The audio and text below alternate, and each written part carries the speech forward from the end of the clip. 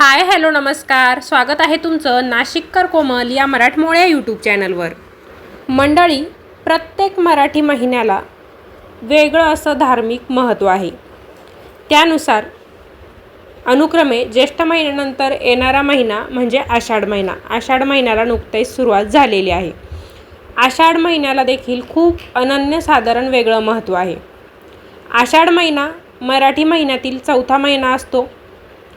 हिंदू पंचांगानुसार आषाढ महिना जेव्हा सुरू होतो तर आपणही बघतो की आषाढ महिना जसा सुरू होतो तसेच अनेक सणांची रेलचेल सुरू होते। आषाढ महिन्यापासून बऱ्याच सणांना सुरुवात होते।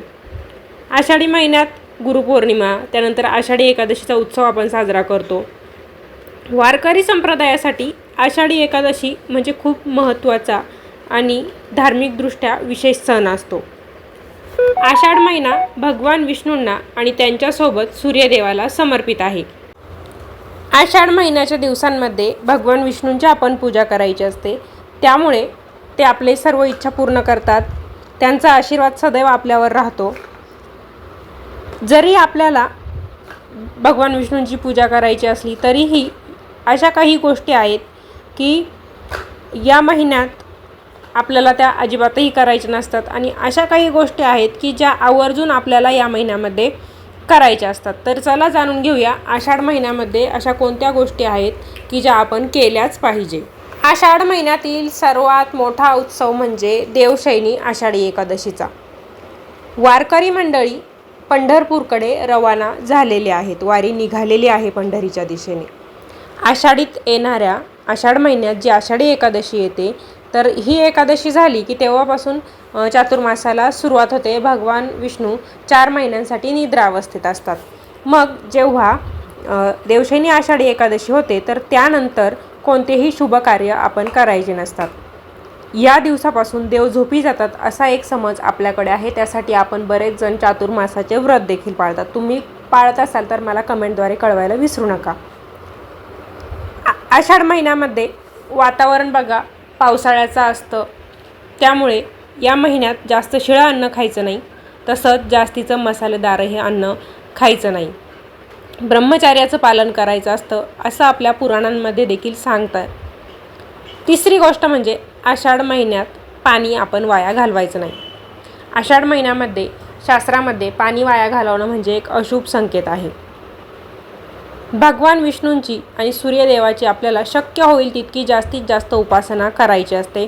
भगवान विष्णूंचं नामस्मरण करणं खूप चांगलं मानलं जातं।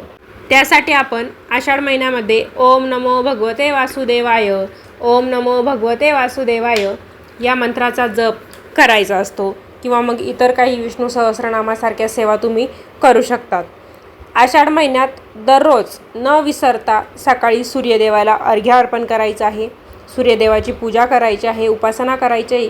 यामुळे तुमच्या कुंडलीत जर सूर्याची स्थिती वाईट असेल, अशुभ असेल तर ती स्थिती सुधारायला मदत होते। सूर्यदेव तुमच्या कुंडलीतील दोष नाहीसे करतात। थोडक्यात काय तर सूर्यदेव प्रसन्न होतात।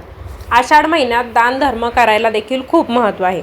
त्यामुळे आषाढ महिन्यात तुम्ही छत्री, पाण्याने भरलेला माठ, टरबूज, मीठ आणि आवळा दान करू शकता। आवळ्याचं दान करणं देखील खूप फलदायी मानतं। आपल्याला जर धनलाभ करायचा असेल, धनवृद्धी करायची असेल तर आषाढ महिन्यात एक गोष्ट करायची आहे, ती म्हणजे लक्ष्मीनारायणाची आपण पूजा करायची आहे। आषाढात लक्ष्मीनारायणाची पूजा केल्यानं पुण्यफळाची प्राप्ती होते असं आपलं शास्त्र देखील सांगतं। आषाढ महिना म्हणजे खूप पवित्र महिना आहे, त्यामुळे रोज ब्रह्ममुहूर्तावर उठायचं, दररोज सकाळी तुळशीला जल अर्पण करायचं, सकाळी गायत्री मंत्राचा जप करायचा। ओम नमो भगवते वासुदेवाय, ओम नमः शिवाय, ओम रामदूताय नमः, ओम कृष्णाय नमः आणि ओम रामाय नमः या मंत्रांचं तुम्ही नामस्मरण करायचं। मंत्र 4-5 मंत्र आहे ते पुन्हा एकदा सांगते। पहिला मंत्र ओम नमो भगवते वासुदेवाय, दुसरा मंत्र ओम नमः शिवाय, तिसरा मंत्र ओम रामदूताय नमः, चौथा मंत्र ओम कृष्णाय नमः आणि 5वा मंत्र ओम रामाय नमः। या सर्व मंत्रांचं तुम्ही आषाढ महिनाभर नामस्मरण करायचं आहे। जेव्हा तुम्ही सूर्यदेवाला अर्घ्य द्याल तर अर्घ्य दिल्यानंतर सूर्यमंत्राचा जप करायचा आहे किंवा मग आदित्य हृदय स्तोत्राचं पठण करायचं आहे।